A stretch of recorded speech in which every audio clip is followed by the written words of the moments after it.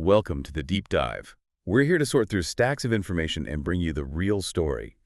Today, we're looking at a landmark you just can't miss, rising right out of Wyoming, Devil's Tower National Monument.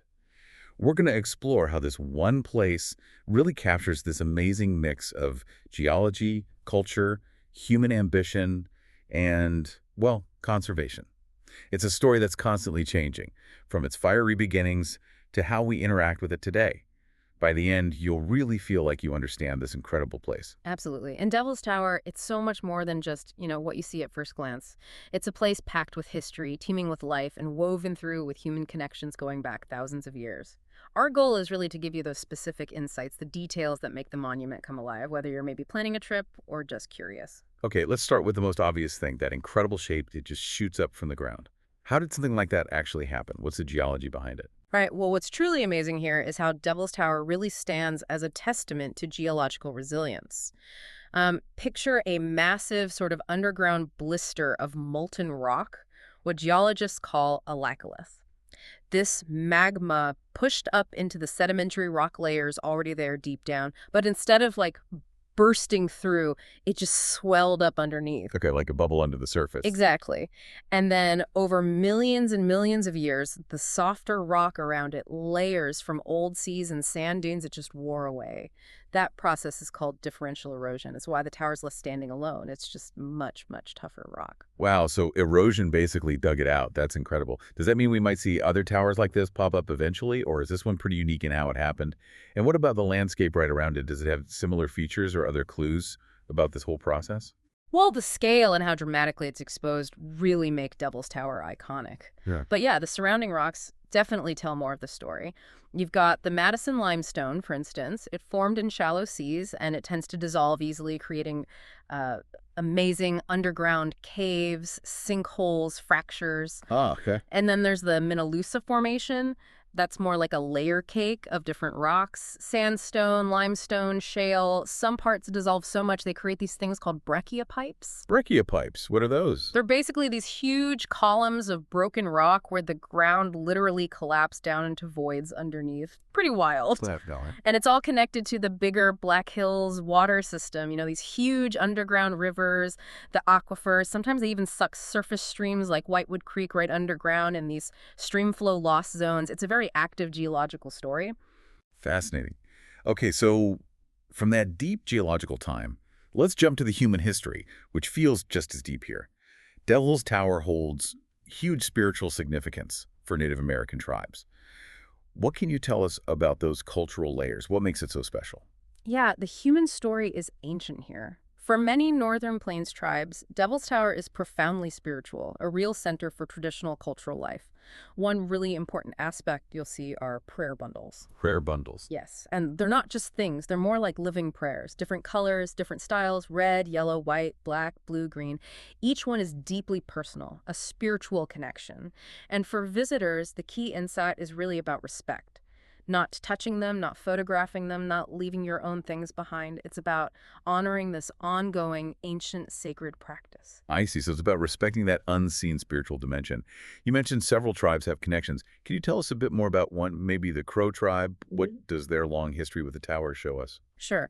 The Crow tribe, or the Apsaluk as they call themselves, their ancestral lands covered a huge area, definitely including the tower region.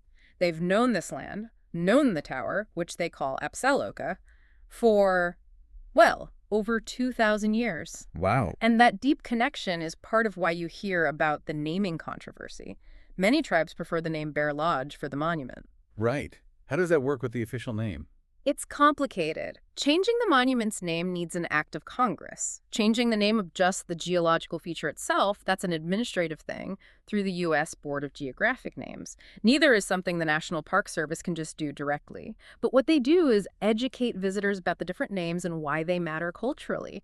It acknowledges all the different histories tied up in this one place. That makes sense. It sounds like a really important ongoing conversation. And speaking of cultural respect, there's the voluntary climbing closure in June. Can you explain that a bit more? Yes, exactly. That voluntary June climbing closure started back in 1995. It's really meant as a gesture of respect for those American Indian traditional activities and beliefs. The point isn't whether someone is physically having a ceremony right there at that moment. The tower's cultural significance is constant. And the success is really measured by seeing fewer climbers in June, a steady downward trend over the years, showing that commitment to honoring those traditions. Got it. Okay, so from ancient traditions, let's switch gears to another way people connect with this place, climbing. It's not just any climbing spot, is it? It's world famous. Oh, absolutely. Devil's Tower is known globally as one of the best crack climbing spots anywhere. The cracks and columns are just perfect for it. And the early history is pretty amazing. The first known climb wasn't with modern gear at all. It was back in 1893. Ranchers Bill Rogers and Willard Ripley built this incredible wooden ladder. Ladder up the side? Yeah, hammering wooden pegs right into a crack system. You can actually still see about 200 feet of it today on the southeast side. Yeah. And the last person known to have used it was in 1927, a guy called the Human Fly, Babe White. The human fly. Ooh. Okay, that tells you something. Climbing that ladder sounds terrifying. It really highlights the danger. What about climbing today? What are the rules now for people maybe slightly less reckless than the human fly? Right. Well, climbing is definitely dangerous. It requires real experience, proper gear. Today, if you want to climb above the boulder field at the base, you absolutely have to register with a park ranger before you go up and when you come back down. Okay. And there are rules about the rock itself. No new bolts or fixed pitons are allowed. You can replace existing ones, but only to keep things at the level they were in 1994. And if climbers use pitons for aid climbing, they have to take them out afterward. So it's carefully managed. How many people actually climb there? It's a pretty small percentage of visitors, actually, maybe about 1.3% over the whole year. And in June, during that voluntary closure, it drops to around 0.26%. But the Park Service still watches the impacts closely. Even careful climbers can cause erosion at the base, and then there's the visual impact of leftover slings, ropes, chalk marks. It's always a balance. It seems like balance is the key word for everything at Devil's Tower. Now let's talk about the life that calls this place home. Even though it's relatively small, it sounds like quite the ecosystem. It really is. It acts like a tiny sanctuary for a surprisingly complex ecosystem. Lots of interconnected animals. You'll definitely see signs, even if you don't see the animals themselves. Prairie dogs are everywhere with their burrows. They have really interesting communication, fun body language to watch. I've heard about them. Yeah. And bull snakes are pretty common along the tower trail, especially early summer. You might see peregrine falcons soaring near the top. Look for chew marks from porcupines on the ponderosa pines. Oh, interesting. And you might spot fox tracks or hear coyotes calling early morning or late evening. Sounds like a lively place. And I know bats are really important there, too. What's their story? Bats are crucial. They eat tons of insects, and 11 different species have been found right there at the monument. But unfortunately, bats everywhere are facing a huge threat. White nose syndrome, WNS. Ah, yes. I've heard of that. It's devastating, isn't it? It really is. It's this fungus first found in New York back in 2006. It grows on their faces, their wings while they're hibernating. It wakes them up, makes them burn through all their stored fat when there's no food available. Millions upon millions of bats have died across North America. Whole colonies just gone. It's heartbreaking. It's terrible. And the National Park Service is really working hard on this, doing ongoing studies right at Devil's Tower, trying to figure out how to protect these vital little creatures. It shows how even places like this are on the front lines of big conservation challenges. A stark reminder. And besides wildlife, how does the park manage the land itself? Things like fire must be tricky. It is tricky, but also essential for the ecosystem's health. For a long time, the policy was to suppress all fires. But that actually led to problems. Forests got overgrown, fuels built up, making conditions ripe for bigger, more dangerous fires later on. Fires that could threaten people and damage the ecosystem. Right. That seems counterintuitive, but makes sense. Exactly. So now the Park Service uses prescribed fires. These are carefully planned, controlled burns. They take years of prep, monitoring, coordination with other agencies. The goal is to clear out some of that undergrowth, reduce the dangerous fuel loads, and basically mimic the natural fire cycles that these landscapes evolved with. It promotes a healthier ecosystem overall. Okay, so managing the ecosystem, managing cultural resources, managing climbing, it leads to the big question. How does the Park Service handle all the visitors? How do you balance protecting this special place with letting people experience it? That is the core challenge, especially as visitation numbers climbed. Back in 1985, it was around 225,000 visitors a year. By 1990, it was up near 450,000. Wow, that's a huge jump. It is, and it led to real problems. Parking lots overflowing, Trails crowded, more noise, more impact on vegetation. So, to get ahead of that, the Park Service developed a big general management plan, which included looking at the environmental impacts of different approaches.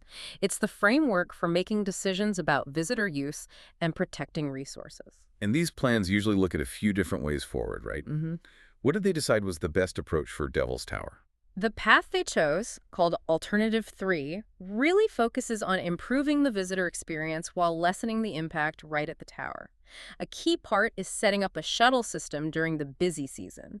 This would get traffic away from the base. A shuttle, okay. Yeah, and then the plan is to convert that main paved parking area right at the base into a nice landscaped pedestrian plaza designed to fit the historic feel.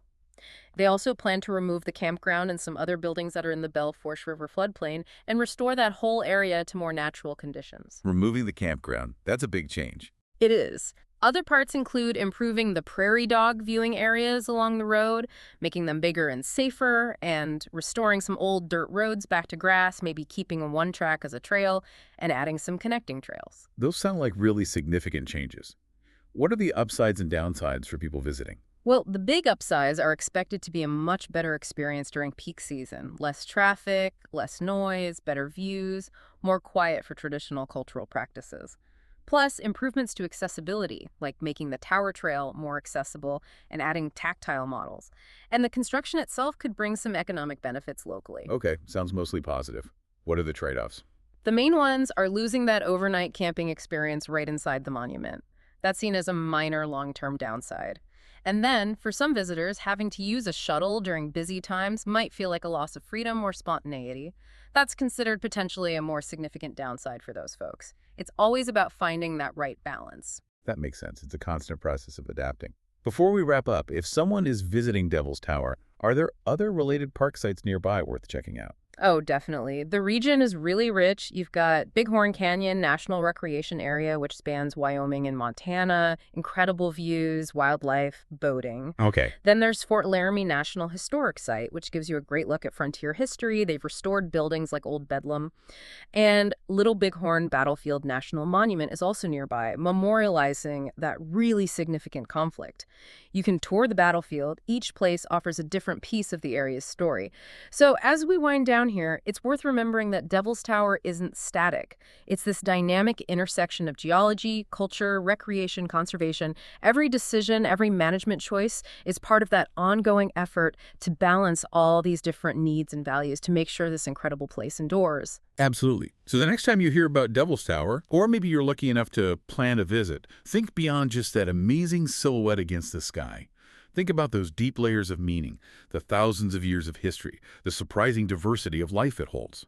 And maybe consider how our understanding, our respect, really does shape its future. What stories are still held within that ancient rock, waiting to unfold?